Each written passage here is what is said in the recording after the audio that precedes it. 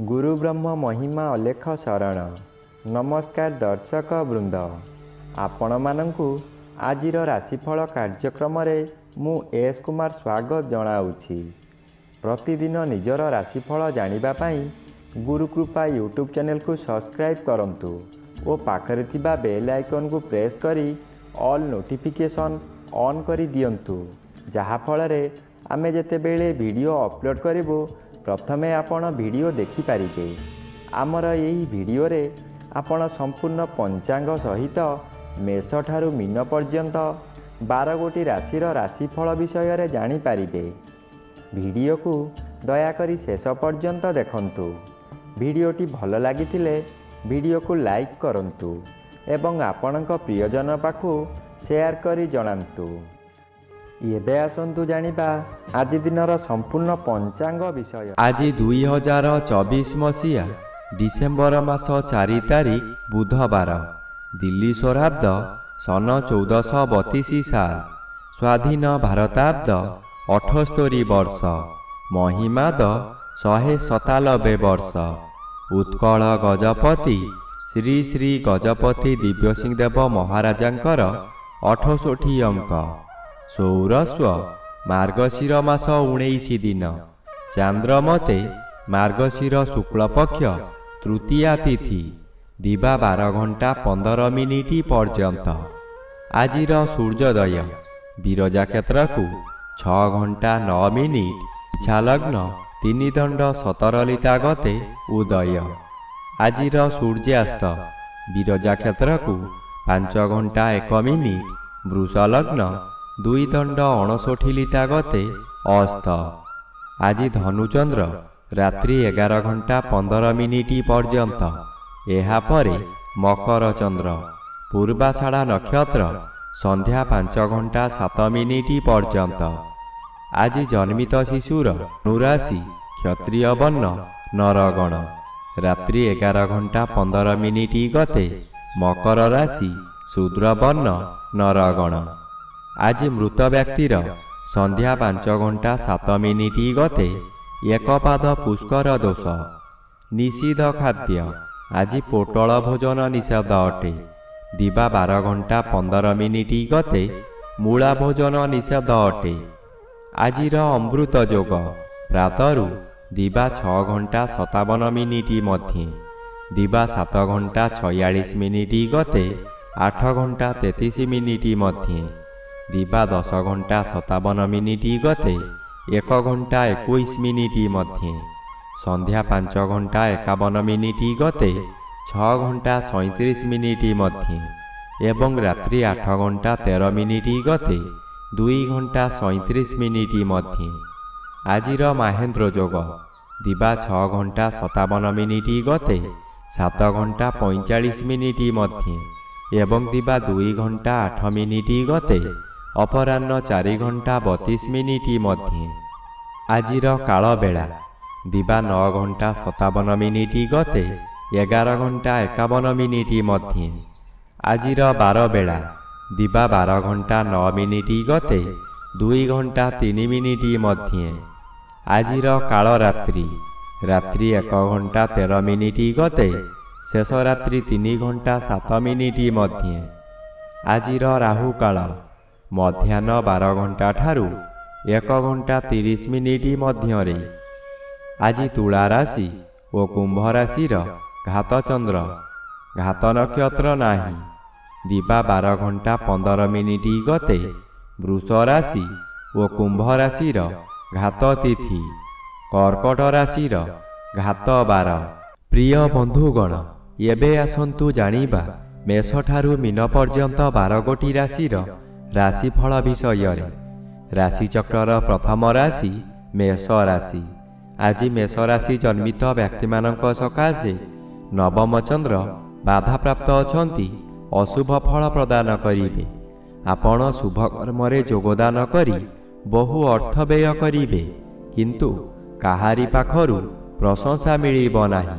शेषरे लोक हसा हेबे, आपणकु लोक माने परिहास करिवे। आपणक अस्थिरता प्रकाश पाइब। अष्टम रवि बाधा प्राप्त अछंती, रास्ता दुर्घटनारू ଅଳ୍ପକେ ବର୍ତ୍ତିଯିବେ, କିନ୍ତୁ କିଛି ଆଘାତ ନିଶ୍ଚୟ ଲାଗିବ। ଏବେ ଆସନ୍ତୁ ଜାଣିବା ରାଶିଚକ୍ରର ଦ୍ୱିତୀୟ ରାଶି ବୃଷ ରାଶି ବିଷୟରେ। ଆଜି ବୃଷ ରାଶି ଜନ୍ମିତ ବ୍ୟକ୍ତିମାନଙ୍କ ସକାଶେ ସପ୍ତମର ବି ବାଧାପ୍ରାପ୍ତ ଅଛନ୍ତି, ଅଶୁଭ ଫଳ ପ୍ରଦାନ କରିବେ ନାହିଁ। କିନ୍ତୁ ଅଷ୍ଟମ ସ୍ଥାନରେ ଚନ୍ଦ୍ର ଗୋଚର କରୁଛନ୍ତି, ଅଶୁଭ ଫଳ ମିଳିବ। ଅଷ୍ଟମ ସ୍ଥାନ ଆୟୁ ସ୍ଥାନ ଓ ମାରକ ସ୍ଥାନ। ଚନ୍ଦ୍ର ଏପରି ଏକ ଗ୍ରହ ମୃତ୍ୟୁକୁ ମଧ୍ୟ ମାରିପାରେ। ଚନ୍ଦ୍ର ଅଷ୍ଟମରେ ଭ୍ରମଣ କରୁଥିବା ସମୟରେ ବହୁ ଦୁର୍ଘଟଣା ମଧ୍ୟ ଘଟାଇପାରେ। ତାହା ମାନସିକ ହେଉ କିମ୍ବା ଶାରୀରିକ। ନିଜକୁ ସତର୍କ ନ ରହିଲେ ନିଜ ଗୋଡ଼ରେ ନିଜେ କୁରାଢ଼ି ମାରିବା ସଦୃଶ୍ୟ ହେବ। ଏଣୁ ମନକୁ ଶାନ୍ତ ରଖନ୍ତୁ, ବ୍ୟବହାର ଠିକ୍ ରଖନ୍ତୁ। ଏବେ ଆସନ୍ତୁ ଜାଣିବା ରାଶିଚକ୍ରର ତୃତୀୟ ରାଶି ମିଥୁନ ରାଶି ବିଷୟରେ। ଆଜି ମିଥୁନ ରାଶି ଜନ୍ମିତ ବ୍ୟକ୍ତିମାନଙ୍କ ସକାଶେ ସପ୍ତମ ଚନ୍ଦ୍ର ବାଧାପ୍ରାପ୍ତ ଓ ଷଷ୍ଠ ରବି ମଧ୍ୟ ବାଧାପ୍ରାପ୍ତ ଅଛନ୍ତି, ଅଶୁଭ ଫଳ ମିଳିବ। ପାରିବାରିକ ଅଶାନ୍ତି ଭୋଗିବେ, ସୁଖ ହାନି ଘଟିବ। ଗୃହ ମଧ୍ୟରେ ସ୍ୱାମୀ ଓ ସ୍ତ୍ରୀଙ୍କ ମଧ୍ୟରେ ମନାନ୍ତର ହୋଇଯିବ। ଅଯଥାରେ ପିଲାମାନଙ୍କ ଉପରେ ରାଗ ସୁଝାଇବେ। ଆପଣଙ୍କର ଆୟ କମିଯିବ। ଯାହା ଆଶା କରିଥିଲେ ତାହା ମିଳିବ ନାହିଁ। ମଧା ବିଚଳିତ ହୋଇପାରେ। ଦୂର ସମ୍ପର୍କ ବନ୍ଧୁଙ୍କଠାରୁ ଦୁଃଖ ଖବର ପ୍ରାପ୍ତି ହେବ। ଏବେ ଆସନ୍ତୁ ଜାଣିବା ରାଶିଚକ୍ରର ଚତୁର୍ଥ ରାଶି କର୍କଟ ରାଶି ବିଷୟରେ। ଆଜି କର୍କଟ ରାଶି ଜନ୍ମିତ ବ୍ୟକ୍ତିମାନଙ୍କ ସକାଶେ ପଞ୍ଚମର ବି ବାଧାପ୍ରାପ୍ତ ଅଛନ୍ତି, ଅଶୁଭ ଫଳ ପ୍ରଦାନ କରିବେ ନାହିଁ। ଷଷ୍ଠ ସ୍ଥାନରେ ଚନ୍ଦ୍ର ଗୋଚର କରୁଛନ୍ତି। ଷଷ୍ଠ ଚନ୍ଦ୍ର ବଳବାନ ଚନ୍ଦ୍ର। ଆପଣଙ୍କ ପରିବାର ମଧ୍ୟରେ ଖାଲି ଆନନ୍ଦ ହିଁ ଆନନ୍ଦ ମିଳିବ। ଯେଉଁ କାମରେ ହାତ ଦେବେ ତହିଁରେ ସଫଳତା ନିଶ୍ଚୟ ପାଇବେ। ବ୍ୟବସାୟ କରୁଥିବା ବ୍ୟକ୍ତିମାନେ ବ୍ୟବସାୟରେ ଆଶାଠାରୁ ଅଧିକ ଲାଭବାନ ହେବେ। ପୂର୍ବରୁ କରିଥିବା ଋଣ ଆପଣ ଏହି ସମୟରେ ପରିଶୋଧ କରିପାରିବେ। ଏବେ ଆସନ୍ତୁ ଜାଣିବା ରାଶିଚକ୍ରର ପଞ୍ଚମ ରାଶି ସିଂହ ରାଶି ବିଷୟରେ। ଆଜି ସିଂହ ରାଶି ଜନ୍ମିତ ବ୍ୟକ୍ତିମାନଙ୍କ ସକାଶେ ଚତୁର୍ଥ ରବି ଅଶୁଭ ଓ ପଞ୍ଚମ ଚନ୍ଦ୍ର ଅଶୁଭ ଫଳ ପ୍ରଦାନ କରିବେ। ଆପଣଙ୍କ ମନ ଅସ୍ଥିର ରହିବ। କଥା କଥାକେ ଆପଣ ରାଗିଯିବେ। ଶରୀର ଅସୁସ୍ଥ ରହିବ। ଦୁଃଖ ଯନ୍ତ୍ରଣାରେ ଆପଣ ଜର୍ଜରିତ ହୋଇପଡ଼ିବେ। କରୁଥିବା କାର୍ଯ୍ୟରେ ବାଧା ଆସିବାରୁ ଆପଣ ହତାଶ ହୋଇପଡ଼ିବେ। ରାଗ ଶାନ୍ତ ନ କଲେ ବହୁ ଶତ୍ରୁ ସୃଷ୍ଟି ହେବେ। ପରିବାରରେ ପିଲାମାନେ ଅମାନିଆ ହୋଇଯିବେ। ଏବେ ଆସନ୍ତୁ ଜାଣିବା ରାଶିଚକ୍ରର ଷଷ୍ଠ ରାଶି କନ୍ୟା ରାଶି ବିଷୟରେ। ଆଜି କନ୍ୟା ରାଶି ଜନ୍ମିତ ବ୍ୟକ୍ତିମାନଙ୍କ ସକାଶେ ତୃତୀୟ ରବି ବାଧାପ୍ରାପ୍ତ ଅଛନ୍ତି, ଶୁଭ ଫଳ ପ୍ରଦାନ କରିବେ ନାହିଁ। ଚତୁର୍ଥ ସ୍ଥାନରେ ଚନ୍ଦ୍ର ଗୋଚର କରୁଛନ୍ତି, ଅଶୁଭ ଫଳ ମିଳିବ। ଆପଣ କାହାରି ପ୍ରରୋଚନାରେ ପଡ଼ି ବହୁତ ସ୍ଥାନକୁ ଭ୍ରମଣ କରିବାକୁ ଯିବେ। ଆପଣଙ୍କର ସଞ୍ଚିତ ଧନମାନ ଅଯଥାରେ ଖର୍ଚ୍ଚ କରିବେ।